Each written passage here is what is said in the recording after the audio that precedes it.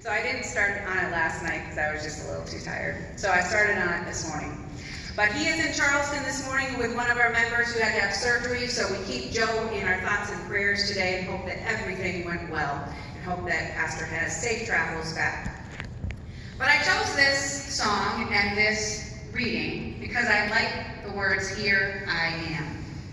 And that's what we're going to talk about today. Just like we sang, "Here I am, is it I, Lord? I have heard you calling in the night." I know that I am guilty of being timid with God sometimes. You know, he gives you that nudge, but you're like, it's got to be the wind or something. I don't know what's going on. Because I'm not prepared for what it is that he's asking me to do. I just don't know if I have the strength to do that.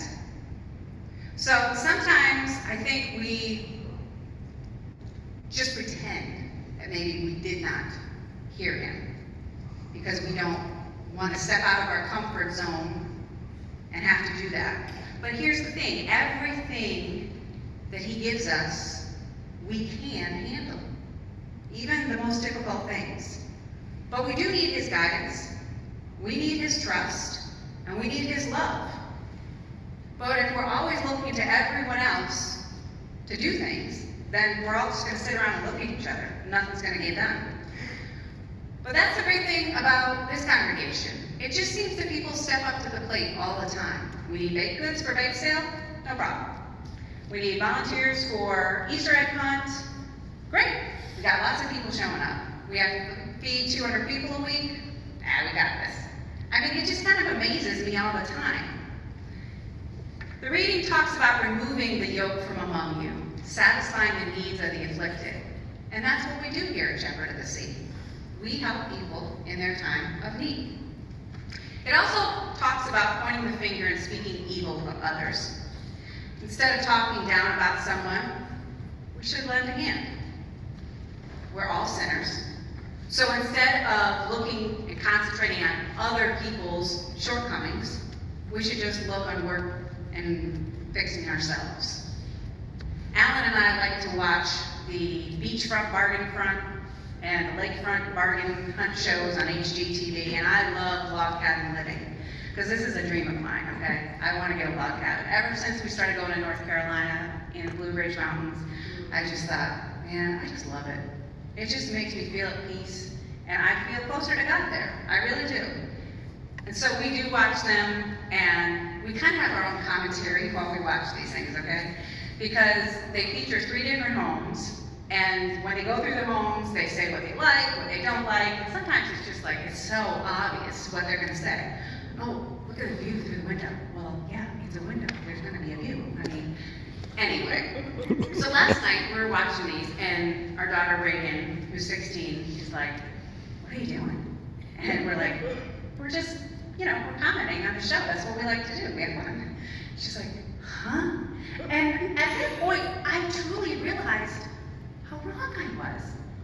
It's not that I was saying mean things about the couples, or that I was saying, hey, they're ugly or something like that. It's not like they're hearing me, but I really wasn't being Christian. I mean, we were saying things that kind of making fun. And I'm like, well, even though it's not in their presence, it's still not right. So sometimes we kind of have to take a step back and admit when we're the ones who are pointing the finger, when we're saying things that we shouldn't, when we're not acting like Christians. And sometimes it takes a 16-year-old to remind us of that, So that was a good thing for me, actually. And in the end, something else I realized, we're just envious. I mean, I want what they got. Hey, they can afford it, good for them. That's just pointing out the obvious. Sometimes when we talk about other people, or when we gossip, or when we say, well, Sally, blah, blah, blah, it's probably because she has something that we don't, or we're not willing to work on something that we need to fix in ourselves. Isaiah goes on to say, if you help others, your light will rise in the darkness. To me, this just means if I concentrate on helping other people, then maybe my problems will seem more manageable. I'll feel better because I won't be solely focused on the things that are going wrong in my own life. I mean, we all have burdens, and sometimes they last a little bit longer than others. There's some problems that, okay, they might last a couple days, maybe a week, but then there's these ongoing problems. And I have to think of people with prolonged illnesses, or maybe caregivers who have loved ones with dementia. I used to work at Agape Hospice for a little bit over a year, and I used to go visit some of the patients with dementia. And I remember this one lady in particular, Genevieve. She was very visual. Even though she didn't remember a lot of things from, short term, the present, you could talk about things from the past. And she happened to be excellent with puzzles. And every time I brought crafts, she wanted to help me. And she hardly ever spoke to me.